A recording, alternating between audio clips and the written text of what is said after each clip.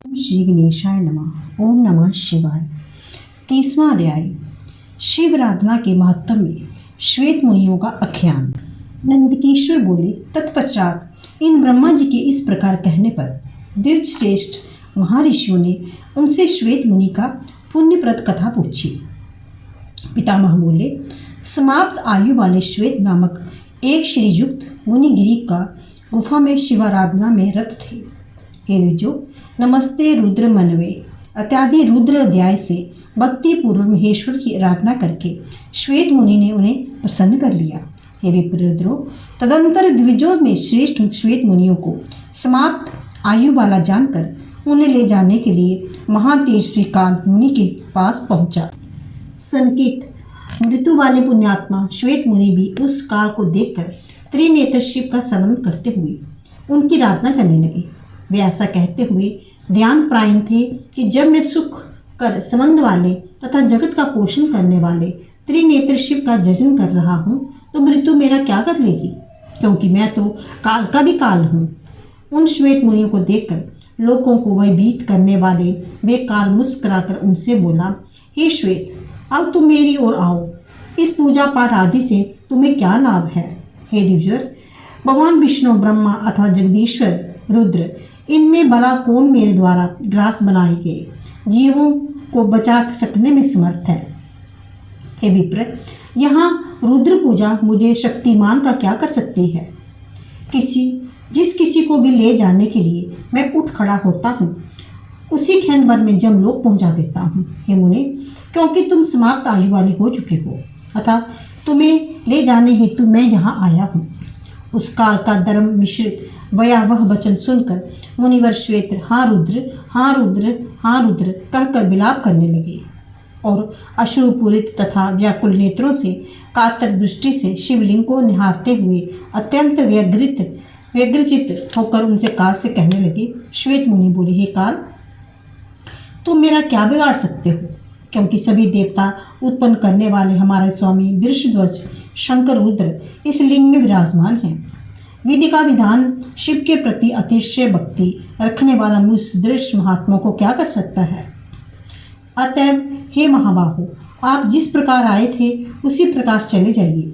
तदंतर श्वेत मुनि वैसा वचन सुनकर हाथ में पाश धारण किए तीक्ष्ण दाढ़ों वाले भयंकर काल ने कुपित होकर सिंह के सदृश घोर गर्जना करते हुए तथा पाश को बार बार फटकारते हुए काल प्राप्ति मुनियों को बांध दिया और पूर्णाम से कहा, हे विप्रेश, तुम श्वेत को जमलोक ले जाने के लिए निमित्त मैंने बांध दिया है, किंतु तुम्हारे देवादिदेव रुद्र ने इस तरह समय तुम्हारी क्या सहायता की? कहाँ शिव, कहाँ तुम्हारी भक्ति तथा पूजा, कहाँ पूजा का फल, कहाँ मैं और मेरा वय?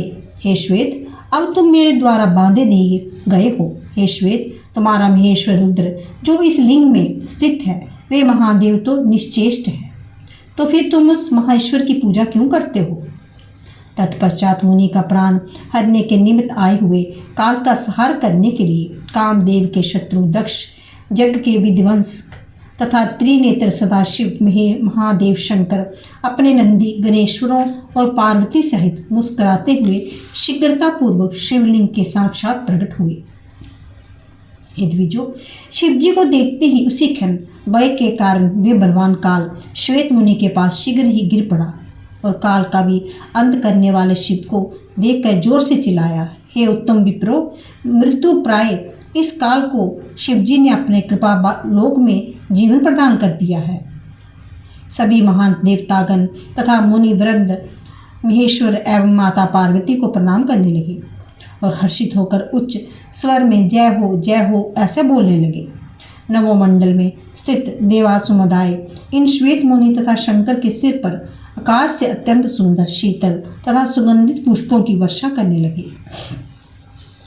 तत्पश्चात शिलाद के पुत्र तथा शिवजी के अनुचर गणेश्वर नंदी जी काल का मरा हुआ देखकर अत्यंत विस्मित हुए और उन्होंने अविनाशी महेश्वर शिव को प्रणाम कर उनसे कहा, अल्पबुद्धि काल मर चुका है, अब आप इस काल और मुनि दोनों पर अनुग्रह कीजिए।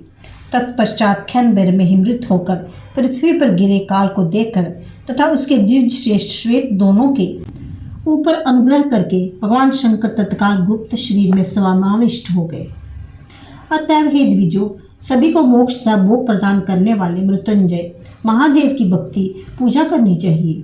हे मुनियों, अधिक क्या कहूँ, संन्यास धर्म का पालन करते हुए परम श्रद्धा के साथ उन महादेव की आराधना करने से तुम संताप रहित हो जाओगे। नंदीश्वर बोले, हे संत कुमार जी, तत्पश्चात उन ब्रह्मा के इस प्रकार कहने पर ब्रह्मवेता मुनिगण बोले, हे देव, आप प्रसन्न हो और हमें बताइए कि किस तपस्या, किस जग तथा किन व्रतों से पिनाकधारी देवेश्वर रुद्र के प्रति हम लोगों में भक्ति उत्पन्न होगी तथा हम द्विजगण शिव भक्त हो सकेंगे। ब्रह्मा जी बोले, हे मुनिवरो, दान, तप, विद्या, यज्ञ, होम, व्रत, विद्याध्ययन, शास्त्र प्रायण, योग साधना तथा इंद्रिय नियंत्रण आदि उपायों से शिव भक्ति संभव नहीं है। केवल उनकी कृपा से ही जगत के परम कारण महादेव के प्रति वे भक्ति उत्पन्न होती है। इसके बाद उन ब्रह्मा को वचन सुनकर परिश्रांत हुए उन सभी श्रेष्ठ ऋषियों ने स्त्री तथा पुत्र सहित ब्रह्मा जी को प्रणाम किया। अतएव ये शैवी भक्ति धर्म, काम, अर्थ सभी सिद्धियां प्रदान करने वाली है और सभी प्रकार की मृत्यु से विजय दिलाने वाली है। ये शिव भक्ति मुनि दधीच के लिए विजयदानी सिद्ध हुई थी।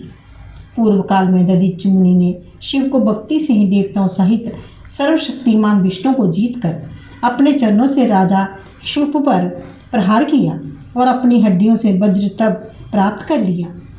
महादेव की आराधना से मैंने भी मृत्यु पर विजय प्राप्त कर ली है।